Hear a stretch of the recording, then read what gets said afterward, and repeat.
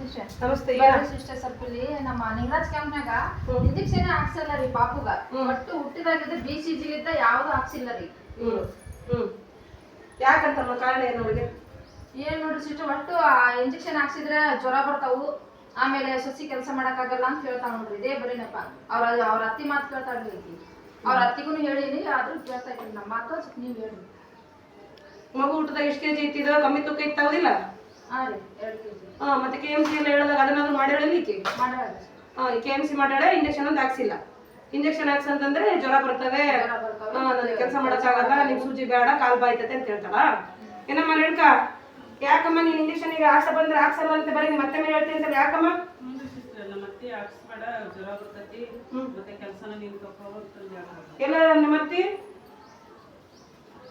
ಅಮ್ಮ ನಮಸ್ಕಾರಮ್ಮ. ಯಾಕಮ್ಮ ಮಗುಗೆ ಇಂಜೆಕ್ಷನ್ ಹಾಕ್ಸಲ್ಲ ನೀನು? ಇಲ್ಲವ, ಜ್ವರ ಬರ್ತಾವ. ಜ್ವರ ಬಂದೇ ಬರ್ತಾವ. ಇಂಜೆಕ್ಷನ್ ಈಗ ಮೊದ್ಲಂಗೆಲ್ಲ ಇಲ್ಲಲ್ಲ, ಜ್ವರ ಆಗ್ತಿಲ್ಲ, ಮೈಯಾಗ ಕೆಲಸ ಮಾಡ್ತಿರ್ತತೆ, ಅದಕ್ಕೆ ಜ್ವರ ಬರ್ತಾವ. ಹಾಕ್ಸ್ಬೇಕವ? ಇಲ್ಲ ಅತ್ತೈತಿ, ಅದ ಬಾಳ ಅತ್ತೈತಿ, ಕೆಲಸ ಮಾಡಕ್ಕಾಗಂಗಿಲ್ಲ. ಅಲ್ಲ ಆಯ್ತು, ಅಳ್ತೈತಮ್ಮ. ಎಲ್ಲ ಮಕ್ಳು, ನಿನ್ ಮಗು ಒಂದೇ ಅಲ್ಲ ಪ್ರಪಂಚದಲ್ಲಿ ಆ ಮಗು ಲಸಿಕೆ ಹಾಕಿದ್ರು ಆ ಮಗು ಅತ್ತೆ ಅಳ್ತತಮ್ಮ. 2 ದಿವಸ ಅಳ್ತತಮ್ಮ, 3ನೇ ದಿವಸಕ್ಕೆ ಆರಾಮ ಆಗ್ತತಮ್ಮ.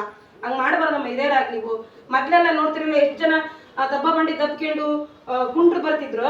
ಮನೆಗೆಲ್ಲ ಅಡ್ಡಾಡಿ ನೀವು, ಆಶಾ, ನಾವು, ಅಂಗನವಾಡಿ ಟೀಚರು ಎಲ್ಲ ಪೋಲಿಯೋ ಹಾಕಿದ್ದಕ್ಕೆ ಆ ಕಾಯಿಲೆ ನಿರ್ಮೂಲನೆ ಮಾಡಿದೀವಿ. ಅದಾದ್ರೂ ನೆನಪೈತಾ ಅಜ್ಜಿ ನಿನಗೆ? ಅಲ್ಲ ನೆನಪೈತಾ ಅಜ್ಜಿ? ಆಯ್ತು, ಒಪ್ಕೊಂತೀನಿ. ಒಪ್ಕೊಂತೀನಿ. ನಿನ್ನಂತಲೇ ಮಗು ಜ್ವರ ಬರ್ತತೆ, ಕಾಲು ಬಾಯ್ತತೆ, ನೋವ್ತತೆ, ಒಂದೊಂದು ಮಗು ಗಡ್ಡೆ ಆಗಿ ಕೀವು ಗಟ್ಟಿ ಸುಮಾರು 15 ದಿನ ತಿಂಗಳುಗಟ್ಟಲೆ ಆಸ್ಪತ್ರೆಗೆಲ್ಲ ತೋರಿಸ್ತೀರಿ. ಒಪ್ಕೊಂತೀನಿ. ಆ ಥರದವೆಲ್ಲ ನಾನು ಸಮುದಾಯದಾಗ ನೋಡ್ತೀನಿ ಅಜ್ಜಿ. ಅದು 100ಕ್ಕೆ 1 ಮಗುಗೆ ಆ ಥರ ಆಗುತ್ತೆ. ಆ ಮಗುಗೆ ರೋಗ ನಿರೋಧಕ ಶಕ್ತಿ ಇರಲ್ಲ, ಅದಕ್ಕೆ ಆ ಥರ ಆಗುತ್ತೆ ಏನಜ್ಜಿ? ಆಯ್ತಾ? ಆ ರೋಗ ನಿರೋಧಕ ಶಕ್ತಿ ಹೆಚ್ಚಿಸ್ಬೇಕಂತಲೇ ಸರ್ಕಾರ ಹುಟ್ಟಿದ ಮಗುವಿಂದ ಹಿಡಿದು 2 ವರ್ಷದ ಮಗುವರೆಗೂ ಆಯಾ ಟೈಮಿಗೆ ಇಂಜೆಕ್ಷನ್ ಹಾಕ್ಸ್ಬೇಕು ಅಂತೇಳಿ ಪಣ ತೊಟ್ಟೈತೆ. ಅದಕ್ಕೆ ನಿಮ್ಮಂಥವ್ರ ತಾಯಿಯರು ಸಹಾಯ ಮಾಡಬೇಕು.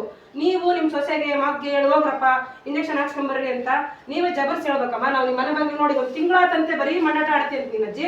ಹಂಗೆ ಮಂಡಾಟ ಆಡಬೇಡ, ಇಂಜೆಕ್ಷನ್ ಹಾಕ್ಸಜ್ಜಿ. ಹಂಗೆ ಹೇಳ್ತೀನಿ ಅಜ್ಜಿ, ಹಂಗೆ ಹೇಳ್ಕೊಳ್ಸಿ ಅಂತ ಹೇಳ್ತೀರಿ. ಆಯ್ತಂತ ಕರೆದಾಗ ಬರಲ್ಲ ನೀನು.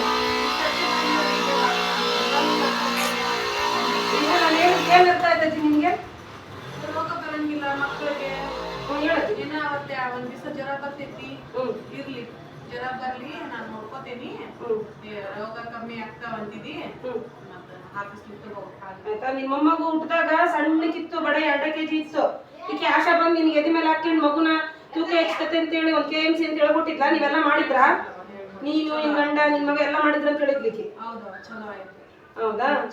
ಈಗ ನಾವು ಸರ್ಕಾರದಿಂದ ಆಗ್ತಕ್ಕಂಥ ಲಸಿಕೆ ನಿನಗೆ ಚಲೋ ಐತ ಅನ್ಸೈತಾ? ಇಲ್ಲ ಅದರಿಂದ ಎಲ್ಲ ಮಕ್ಕಳುಗಳು ಸಾಯ್ತಾವಂತ ಅನ್ಸೈತಾ?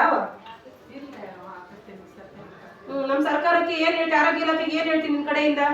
ಏನಿಲ್ಲ, ಆರೋಗ್ಯ ಇಲಾಖೆದವ್ರು ಬಂದಿದ್ರು, ನಮ್ಗೆ ಮನ ಬರ್ಸಿದ್ರು, ಅದರಿಂದ ಏನ್ ಪ್ರಯೋಜನ ಅಂತ ಹೇಳಿದ್ರು. ಅದಕ್ಕಾಗಿ ಸತ್ಯ ನಾನು ಮಗು ಇಂಜೆಕ್ಷನ್ ಹಾಕ್ಸ್ತೀಯಾ? ಆಯ್ತು, ಒಳ್ಳೆದಾಗಿ. ನಮಸ್ಕಾರ ಅಜ್ಜಿ. ನಾವ್ ಹೇಳಿದ್ದಕ್ಕೆ ಇಂಜೆಕ್ಷನ್ ಹಾಕ್ಸ್ತೀವಿ ಅಂತ ಹೇಳಿದ್ಯಾ? ಈಗ ಏನ್ 3 ತಿಂಗಳು ಗ್ಯಾಪ್ ಬಿಟ್ಟು ಎಲ್ಲ BCG ಪೆಂಟ ಎಲ್ಲ ಬಿಟ್ಟು ಅದನ್ನ ಕವರ್ ಮಾಡ್ತೀನಿ. ತಿಂಗಳ ಆಶಾ ಬಂದ್ ಕರೆದ ತಕ್ಷಣ ದಯವಿಟ್ಟು ಏನು ಬೇಜಾರು ಮಾಡಿಸ್ಲಾರ್ದಂಗೆ ಕಳ್ಸಮ್ಮ. ಅಮ್ಮ ಹೇಳಿದೀನಿ ನೋಡಮ್ಮ, ನಿಮ್ಮ ಅತ್ತೆಗೆ, ನಿಮ್ಮ ಅತ್ತೆ ಮೇಲೆ ನೀನು, ನಿನ್ ಮೇಲೆ ನಿಮ್ಮ ಅತ್ತೆ ಹೇಳ್ಕೊಂಡ್ಬಿಡ್ರವ ಆರೋಗ್ಯ ನೋಡ್ಕೊ.